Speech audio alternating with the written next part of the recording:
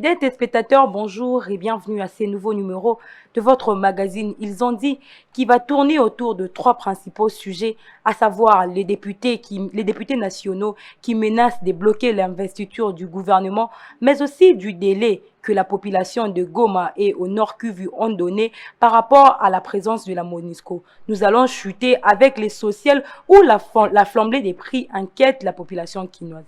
Pour échanger, je reçois pour vous le politologue congolais à la personne de M. Focas Koukelemene avec qui nous allons échanger. M. Focas, bonjour. Bonjour Madame la journaliste pour l'invitation. Je salue l'équipe qui va nous prendre en charge, donc les techniciens et aussi votre patron de la chaîne, M. Christian Bossembe. Vous allez bien? Je vais bien par la grâce de Dieu. Ça fait longtemps. Hein? Je suis là. D'accord. Je ne peux venir que par invitation. D'accord, parlons politique. Il y a un certain nombre de députés nationaux qui menacent de bloquer l'investiture du gouvernement. Que revendiquent-ils concrètement? Bon, soyons classiques et rationnels. Nous savons que les députés par nature sont ceux qui ont les prérogatives de pouvoir accepter ou refuser l'investiture du gouvernement. Mais cela, nécessairement en amont, doit être une affaire institutionnelle parce que cela relève d'une compétence constitutionnelle. De ce fait, qu'est-ce qu'il devait être en réalité? Nous devions assister à cette séance, c'est-à-dire qu'un Premier ministre qui arrive avec un programme de gouvernement, après avoir l'exposé, après avoir défendu ce programme de gouvernance auprès des députés qui sont des représentants du souverain, sachant que ces derniers agissent au nom et lieu du souverain qui était au rendez-vous avec un homme qui s'appelle président de la République, qui a parlé des choses, qui a promis des choses.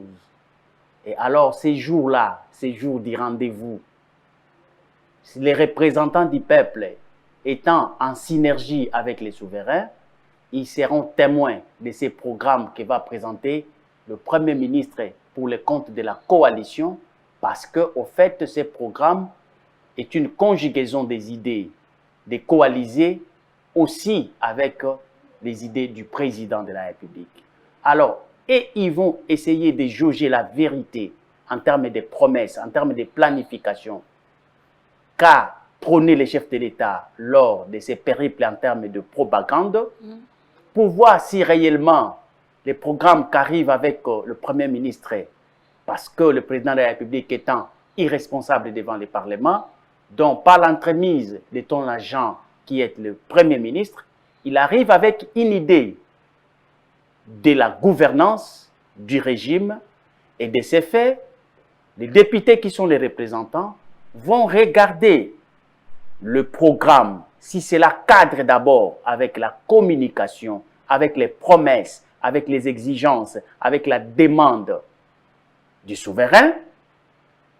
Ils vont essayer, parce que les députés sont censés être le meilleur d'entre nous, c'est-à-dire que parmi les souverains, il y en a ceux qui sont les détenteurs de la jugeote, les détenteurs du savoir, les hommes éclairés, qui doivent être promis dans des chambres telles que l'Assemblée nationale. Juste pour voir net et clair ce que le Premier ministre va venir avec, si ça sera un programme vrai, réel, matérialisable. De ces faits, ils ont maintenant la latitude de pouvoir se prononcer quand c'est passé pour dire, effectivement, monsieur le Premier ministre, nous trouvons que ce que tu nous présentes, c'est exactement ce que le président de la République, par les promesses faites et par les demandes, les attentes des populations, nous sommes d'accord avec vous, les timings que vous nous avez présentés, le moyen que vous aviez alloué à chaque secteur, nous trouvons que c'est faisable. Nous t'accordons l'investiture. À vous entendre, on dirait que le chef de l'État avait garanti à ses députés quelque chose et là, le marché n'est pas conclu. Là, je suis dans l'effectivité de la rationalité de la gestion classique, moderne de la République. Mais ce que nous avons maintenant à l'instant, nous sommes maintenant dans une réalité autre. C'est-à-dire, ici, nous considérons que, nous constatons par l'empirisme que les députés, la classe politique en général, est dans un autre schéma qui ne dit pas clairement son nom. C'est-à-dire, ça se présente comme si c'était un groupe de coopérants qui étaient dans un deal et que les tenants du deal n'étaient pas allés jusqu'au bout de sa logique et le fistré revendique à un certain moment quelques avantages qui l'ont été promis. À voir la majorité de ces députés, la plupart sont ceux-là de l'Union sacrée. Est-ce que l'Union sacrée avait-il des conditions pour adhérer ou ces députés avaient été soumis à une sorte de critérium et là, le marché n'est pas conclu, c'est pourquoi ils revendiquent? Mais je crois que la démonstration que vous faites témoigne à suffisance que d'abord, vous savez qu'il y avait de faiblesse pour l'adhésion à l'Union sacrée. Il suffisait seulement d'être là où tu es, tu dis, à partir de Jésus, je suis de l'Union sacrée. Et vous êtes dedans. Je crois que c'était ça la formule. Parce que nulle part vous aviez vu quelqu'un adhérer à l'Union sacrée en remplissant un fiche ou un document, je m'excuse pour ça, ou bien en prenant un engagement tenant compte des critériums bien établis. Ça n'a pas été le cas. Il était question tout simplement parce qu'on a expliqué que c'était un vent. Donc un vent pour qui voulait de pouvoir se prononcer et venir. Et par après, on a compris que l'homme restait l'homme dans sa forme naturelle pour dire que la promesse n'avait pas été réalisée. Voilà, donc de part et d'autre, il y avait d'hypocrisie, il y avait du semblant et le temps nous a permis à découvrir toute la malignité qui était autour de ces adhésions. Selon des sources proches de la présidence, le chef de l'État, après son déplacement à Brazzaville, au retour, il a eu à rencontrer ses députés. Pourquoi leur cajoler jusqu'à ce niveau? Mais c'est ça le problème. C'est-à-dire qu'aujourd'hui, nous sommes en face d'une réalité autre que la République. Le président de la République, c'est l'exécutif. C'est un pouvoir à part entière. Et les députés sont du pouvoir législatif. Et le pouvoir législatif est en synergie et en systémisme avec le pouvoir exécutif en créant ce qu'on appelle le contrepoids, l'équilibre des institutions. Mais aujourd'hui, vous comprendrez, ça se présente comme si le président de la République a une ascendance en termes de pouvoir sur l'exécutif, sur plutôt les législatifs. C'est-à-dire que ce sont des enfants du président de la République qui se présentent comme ses clients ou ses coopérants, et qui traitent des choses en dehors des institutions classiques. Et je ne sais pas cette façon de faire, mais je crois que le président de la République va payer trop cher pour cela parce que cela ne respecte même pas la règle, la doctrine et les principes de la gestion de la République. Parce qu'à chaque fois, ils le mettront dans ce genre de conditions, il sera obligé de les réunir quelque part pour résoudre les problèmes en dehors des institutions. Et ça, ce n'est pas une bonne manière de faire la politique classique pour une république qui se veut un État moderne. L'on n'arrive pas à comprendre tous ces députés alors qu'ils ont pour mission de contrôler les gouvernements, mais et tous veulent adhérer à ces mêmes gouvernements. Qu'est-ce qui se passe concrètement? C'est ça le problème. Donc, c'est-à-dire qu'au lieu d'être dans le format du contrôle parlementaire, mais ils préfèrent faire ce qu'on appelle le complot parlementaire. Or, déjà, de ce fait, quand vous faites déjà les complots parlementaires à la place du contrôle parlementaire, c'est-à-dire que vous amenez le pays à l'échec. Parce que l'homme détenteur du pouvoir finit toujours par en abuser. C'est pourquoi on a voulu créer un contrôleur qui va contrôler l'exécutif qui gère au quotidien la République. Mais de ce fait, vous sentez que les députés préfèrent ou bien être en musique avec ceux-là pour qu'enfin qu'ils partagent les butins de leurs crimes, ou bien alors qu'ils revendiquent pour autant par le fait d'avoir contribué à un crime donné. Aujourd'hui, qui doit faire les bureaux Mbosso face à cette situation? Cela ne dépend pas du bureau Mbosso. C'est-à-dire qu'une culture politique démocratique doit s'installer dans le chef des Congolais. Nous, d'ailleurs, vous le savez, tout ça, c'est la problématique qui relève du fait des élections. Déjà, la société vote très mal, sans critérium, et de ces faits, nous sommes en train de payer le fruit de notre propre turpitude. Qui avons-nous envoyé aux institutions? Qui avons-nous envoyé? Et pourtant, la démocratie demande, exige qu'à ce que l'on dépose le le pouvoir entre les mains de ceux qui sont meilleurs. Est-ce qu'aujourd'hui, ceux qui sont nos représentants, sont-ils réellement les meilleurs d'entre nous?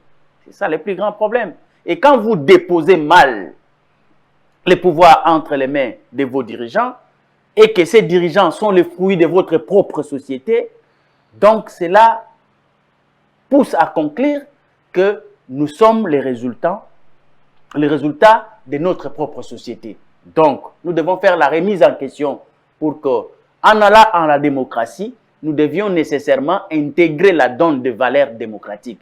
Chose que nous ne nous attelons jamais. Les partis politiques qui sont censés préparer les militants à devenir purement démocrates ne le font pas. Ici, c'est tout simplement, on s'organise pour que vous puissiez faire ôter celui qui est sur le trône pour que vous puissiez le remplacer et ainsi de suite, vice-versa, sans pour autant intégrer des valeurs nécessaires pour la guidance de la rationalité en termes de politiques publiques qui pourront faire développer l'État. Est-ce qu'aujourd'hui, en termes de sanctions, doit-on genre bloquer certains partis politiques? Il est difficile de les bloquer parce que nous avions opté à une démocratie pluraliste. C'est question maintenant d'insérer des instruments de la socialisation politique, le civisme et consorts, pour préparer maintenant la nation à s'inculquer, à s'imprégner des valeurs démocratiques. Parce que, et c'est possible. C'est possible pourquoi? Parce que si un parti politique, au lieu de réunir les gens à tout moment, juste pour les préparer pour des marches, pour des villes mortes, pour des soulèvements, on commence à préparer des revendications. Voilà. On commence maintenant à les réunir pour les enseigner. Parce que les militants ont besoin de la connaissance. Et ils croient en cela. Parce que nous, parfois, quand nous passons à la télé, nous essayons quand même de lancer des mots, des concepts, des analyses, des théories, des principes, des normes. Ça intéresse quand même les jeunes. Et ils s'en approprient. Il y en a de ceux qui m'informent, qui me disent que réellement nous écrivons quand vous parlez. Donc, ils ont besoin de la connaissance. Mais ce sont des partis politiques, des associations qui ne s'arrangent pas à leur donner ce qu'ils veulent avoir. C'est la connaissance. Parce que vous ne pouvez pas entrer dans un champ sans pour autant acquérir les règles, les normes, les techniques, les champs qui exigent une forme de culture autour de la terre pour bien agir. D'accord. Aujourd'hui, quelles sanctions infliger à ces députés si jamais ils persistent? Mais déjà, vous sentez que leur sanction n'est pas institutionnelle. Ça ne se passe pas au niveau de l'hémicycle. Donc, c'est difficile. Ça devient quelque chose de criminel de la rue. Tu vois, le député n'a qu'un seul endroit pour revendiquer. Pas à la télé.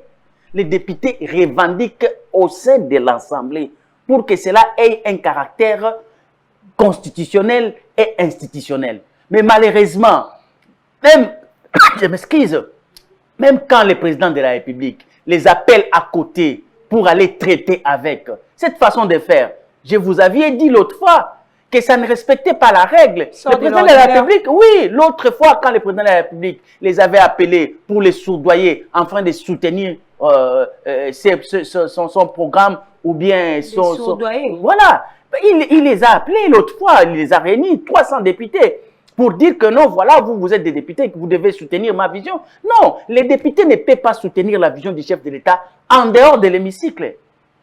Les députés doivent soutenir l'action du chef de l'État par les rendez-vous donnés de l'investiture. C'est là où il se prononce par rapport au soutien, à l'approbation ou non. Et de ce fait, quand il soutient la vision, c'est-à-dire qu'il commence maintenant à contrôler cette vision-là par rapport à son exécution au cours du mandat de l'exécutif. Mais quand le président de la République s'arrange déjà de lui-même de pouvoir commencer à traiter avec les députés hors hémicycle, hors circuit légal et constitutionnel, ça devient maintenant quelque chose, des arrangements particuliers qui n'a rien à voir avec un État moderne, une république. Donc, nous sommes dans la rue. Et si aujourd'hui le chef de l'État devait dissoudre l'Assemblée nationale comme promis lors des consultations, comme quoi si jamais il n'avait pas eu une majorité, il allait dissoudre. Et si en termes de sanctions, il faisait cela? Mais c'est cette menace qui a amené tous ces députés, pour des raisons d'épargner leur mandat, à pouvoir faire la transhumance vers la philosophie de l'union sacrée. Ce n'était pas par Donc une vous voulez dire conviction. que tous ces députés ont adhéré à l'union sacrée en termes de pression, d'une pression quelconque? Mais oui, effectivement, vous avez observé avec nous que quand le président s'est prononcé pour dire que si lui ne parvenait pas à acquérir une majorité, il finira par dissoudre le Parlement. Et c'était l'épée de Damoclès au-dessus des têtes de députés. Ils ont compris que non, allons-y faire comme ils le veulent. C'était par contrainte, ce n'est pas par une conviction quelconque de pouvoir chercher à faire les choses d'une manière sérieuse. Aujourd'hui, M. Phokas, comment arrêter avec cette versalité au niveau de la classe politique? C'est-à-dire qu'il faut faire la remise en question, il faut socialiser la société et il faut essayer de bien cibler le meilleur d'entre nous et le confier la gestion de la République. En faisant quoi? En faisant quoi? C'est-à-dire déjà par le mécanisme constitutionnel de la démocratie qui nous est imposé, c'est de pouvoir d'abord, en premier lieu, avoir un électorat digne de ses noms. C'est-à-dire que la démocratie a été instaurée pour des hommes qui sont appelés des citoyens, ceux qui connaissent leurs droits et qui connaissent leurs devoirs. C'est-à-dire que pour que vous ayez une bonne démocratie, il faut nécessairement avoir de bons citoyens. Mais quand vous n'avez pas de bons citoyens, sachez-le que quoi que vous fassiez, vous ne pouvez pas avoir des institutions dignes de ces noms.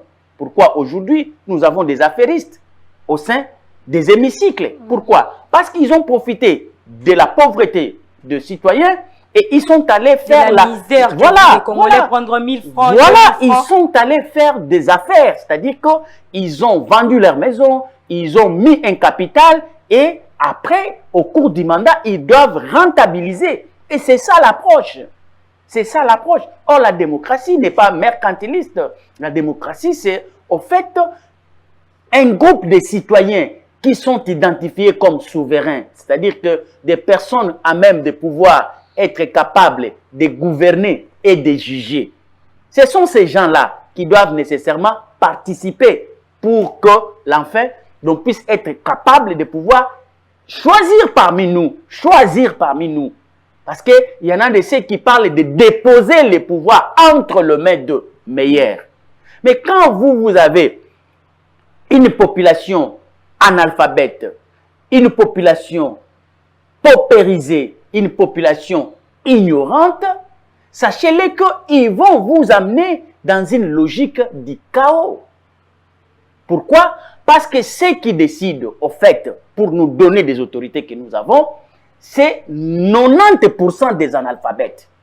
Les 10% de ceux qui sont des hommes éclairés n'ont pas de décision sur les 90%, parce que la démocratie, c'est le nombre. Donc aujourd'hui, la masse est ignorante. Or, qu'il y a une différence entre le souverain et la foule. La foule n'a pas d'âme, la foule n'a pas d'instruction, la foule n'a pas de connaissances. Mais maintenant, on prend la foule, on responsabilise la foule, et cette foule devient souveraine.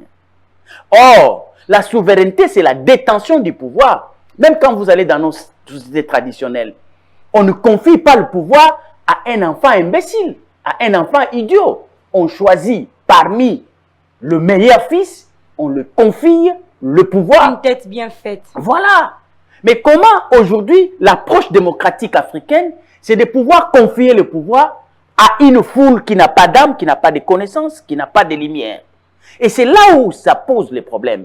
Mais dans d'autres ici, la démocratie a avancé petit à petit. C'est-à-dire qu'on a conçu une exclusion rationnelle pour qu'on ne tombe pas dans ce que nous avions comme résultat aujourd'hui. Notre démocratie est une démocratie de l'anarchie, du sous-développement, de la pauvreté, des conflits inutiles. Mais les autres, ils ont compris. Parce qu'il s'agit d'un grand nombre qui va gouverner, il faudrait d'abord donner à ces grands nombres la possibilité d'être instruits, la possibilité d'être formés, préparés pour venir juger et gouverner. Mais dès lors que cette foule dont le nombre est exagéré par rapport à ceux qui sont préparés, c'est-à-dire que c'est la loi du nombre qui influe sur la minorité. Que cette grande foule, comme vous le dites, n'ont pas ces profils-là. Ils ne remplissent pas les critères. Mais oui, nous avons une société des analphabètes. Ce n'est pas moi qui l'ai dit. Nous avons 90% des analphabètes. Nous avons 90% des pauvres. Nous avons 90% des ignorants. Que voulez-vous? Il y a certains d'eux, ce n'est pas forcément des ignorants. Tu peux être là, la misère t'encombre. Et face à cela, tu acceptes de prendre l'argent en donnant quelque chose alors que tu n'es pas ça, complètement ignorant. Alors, donc, c'est-à-dire que le problème, c'est qu'on a mal choisi les moments. On a mal embrassé la démocratie. La démocratie, il y a une dame belge, Chantal Mouffe, pour ne pas citer son nom, elle a exigé cela. Elle dit, pour qu'une société accède à une démocratie classique, moderne, pour le développement, il faudrait que cette société accepte d'abord de mettre en avant-plan l'éducation, que cette éducation soit obligatoire. Cette obligation sera gratuite pour former cette masse, afin de la rendre susceptible de pouvoir gérer et juger la République. Mais si vous ne mettez pas, vous êtes dans une configuration, dans une réalité des analphabètes, vous êtes dans une configuration de pauvreté, vous êtes... D'ailleurs, vous savez que dans la démocratie occidentale, à un certain moment, ceux qui n'avaient pas l'argent ne votaient pas. Et puis après, petit à petit, ils ont évolué. C'était des exclusions stratégiques. Parce qu'on ne pouvait pas accorder à tout le monde la chance de pouvoir être détenteur. D'accord, M. Focas, prenons le deuxième thème de l'émission. La population au niveau de Goma et toutes les localités du Nord Kivu menace à la MONUSCO et leur donne un délai d'une semaine pour quitter le sol congolais. Que reproche-t-on concrètement à cette organisation? Cette organisation est malvenue au Congo. Pourquoi? On dit que c'est une organisation de maintien de paix.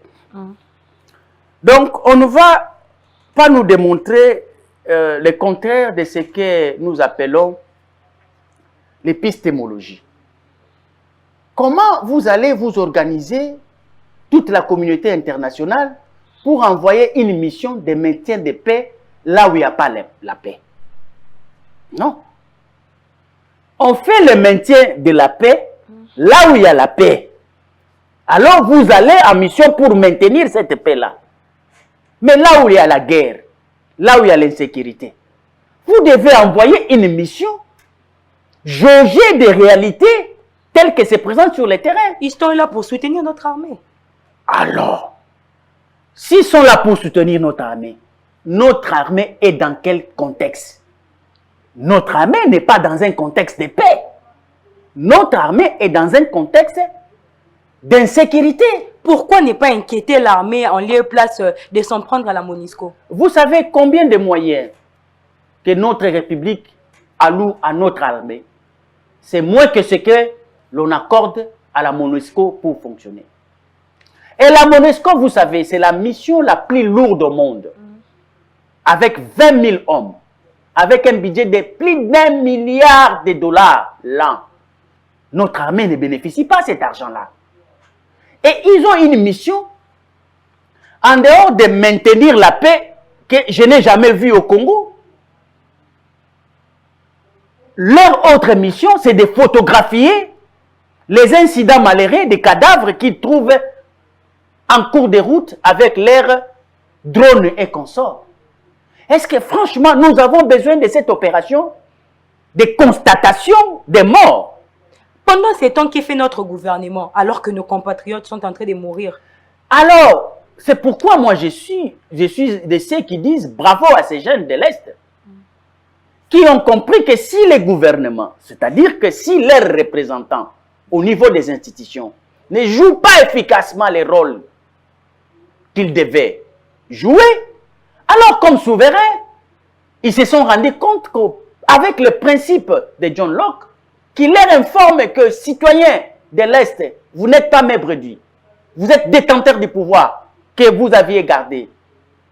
Pendant que vous aviez donné une parcelle du pouvoir entre les mains de vos représentants, sachez-le que vous aviez donné 50 et vous aviez gardé 50. Utilisez les 50 parce que ceux qui sont au sommet, ils sont peut-être ou bien dans la distraction ou bien dans la complicité. Alors agissez avec le peu que vous avez. C'est ça l'autoprise en charge, la détermination populaire. Ils sont en train de jouer leur rôle. Parce qu'on ne peut pas comprendre une mission qui nous prend notre argent et une mission qui est citée dans des crimes économiques. Alors qu'il a pour mission de sécuriser. Voilà. Mais vous, on vous trouve dans des opérations de minerais. On vous trouve dans des opérations de viol des femmes. Pendant que vous êtes venus pour le maintien de la paix qui n'existait même pas. Il a fallu nécessairement qu'au niveau de la sommité du monde, qu'on nous envoie une autre mission que celle du maintien de la paix qui n'existait pas. Donc vous soutenez les deux parts de la MONUSCO? À 100%. D'accord, M. Phocas, l'émission est terminée, mais avant de finir, parlons de la société. Je vais souligner un mot. D'accord. Je soutiens qu'on puisse élaguer la mission de la MONUSCO et prendre cet argent qui était alloué à la mission pour donner ça à nos veillants soldats. Vous verrez les résultats après 6 mois. D'accord, M. Phocas. Parlons social avant de boucler cette émission. Il s'observe depuis un moment une flambée des prix en ce qui concerne les produits de première nécessité. Alors que, à ce que je sache, les dollars n'ont pas bougé. Qu'est-ce qui se passe? Comment expliquer cela? Et le problème, c'est que la gestion de la République est basée effectivement sur l'économie. Parce que un État qui n'est pas fort économiquement ne peut pas être à même de produire des effets politiques nécessaires. Même sur le plan de la diplomatie. Regardez les caractéristiques des pays pauvres. Tel est le cas pour notre République. Vous savez qu'il y a Raymond Aron qui dit que l'État en général est représenté tout simplement par des personnalités. Et il cite les soldats, il cite 2, les diplomates, l'ambassadeur. Il dit quand vous voulez comprendre un État, sa puissance ou sa faiblesse, observe seulement son soldat et observe seulement son ambassadeur. Mais regardez seulement cette théorie-là. Appliquez ça à la République démocratique du Congo. Appliquez ça à un État puissant. Vous verrez que tout est conclu. On n'arrive pas à comprendre, les dollars n'ont pas bougé. Parce que souvent, c'est comme raison la hausse de taux des dollars. Mais jusque-là, les dollars n'ont pas bougé. Qu'est-ce qui occasionne cette hausse de prix? Il y a la production. Quand vous produisez moins, le marché obéit à un principe sacro-saint, l'offre et la demande. Dès lors qu'il y a une forte demande et il y a peu de production, effectivement, la règle se joue. Il y aura toujours tendance à faire augmenter les prix pour maximiser les intérêts. Le marché est capitaliste. C'est-à-dire qu'aujourd'hui, si vous n'avez pas un État, parce que l'État est appelé à pouvoir réguler ces marchés-là. Mais s'il est distrait, s'il est ailleurs, sachez-le que le commerçant qui est un capitaliste, lui, il a toujours tendance à pouvoir maximiser ses intérêts. Au profit de quoi? De la rareté du produit. Au profit de quoi? De l'absence de l'État. Est-ce que nous sommes en présence de ces 2 réalités? Oui, nous sommes en présence de ces 2 réalités qui peuvent expliquer ton angoisse. C'est-à-dire qu'il n'y a pas une production nationale qui permet à créer la concurrence pour que les prix baissent. Que faire pour pallier à ça? Alors, ça devait être la mission de l'État. La mission de l'État devait être quoi? S'impliquer pour régulariser. Et donner aussi les moyens, si nous sommes dans un format d'une république de la providence, État-providence, l'État pouvait alors donner des politiques de subsides à ceux qui produisent. C'est-à-dire, par exemple, dans le domaine de l'agriculture, pour ce qui est maïs, haricots et consorts, on donne la possibilité à ceux qui en ont déjà le moyen de faire pour qu'ils augmentent la production. Et quand ils vont augmenter la production, ils vont ramener sur les marchés. Cela va impacter sur les prix. Ce n'est pas de la magie. D'accord. Donc, c'est-à-dire qu'il n'y a que deux éléments pour expliquer ton angoisse, comme je l'ai dit. Ou bien l'État. Qu'est la population congolaise, la population congolaise quinoise en ce moment même. Mais la population quinoise est responsable aussi de sa propre turpitude parce que c'est cette population qui, par son ignorance, par cette manière de faire, nous a produit une classe politique qui ne sont pas des Chinois, qui ne sont pas des Nigériens, qui sont des Congolais comme nous. Nous sommes le fruit de notre propre société. C'est pourquoi nous interpellons tout un chacun de nous, et surtout l'élite, minoritaire tant soit-il, mais de pouvoir jouer son rôle, de pouvoir alerter la société, de pouvoir enseigner, de préparer tout un chacun de nous, comment peut-on faire d'une manière durable, pas des cosmétiques.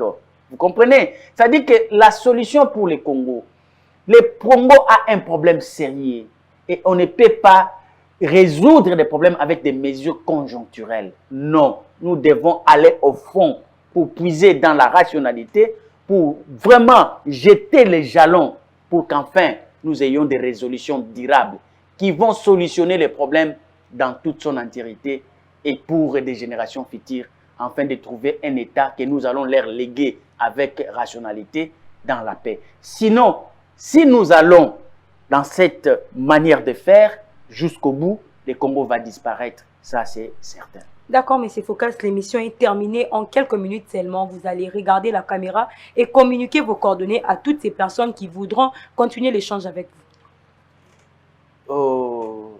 Mon numéro de contact, c'est le 00243 81 055 055 2. 081 055 055 encore 2 à la fin. Mon nom c'est M. Focas Koukelemena. Je suis politologue de formation. Je suis un penseur lyrique, producteur de cantiques révolutionnaires et de la socialisation pour essayer de pouvoir enseigner notre société d'une manière ou d'une autre. Merci, M. Focas, de votre passage. Merci, Madame la journaliste, et je suis très flatté. Merci. Okay. Fin de cette émission, à vous tous qui l'avez suivi, je vous dis grand merci pour votre sympathique attention. Restez-nous fidèles, d'ici là, portez-vous bien.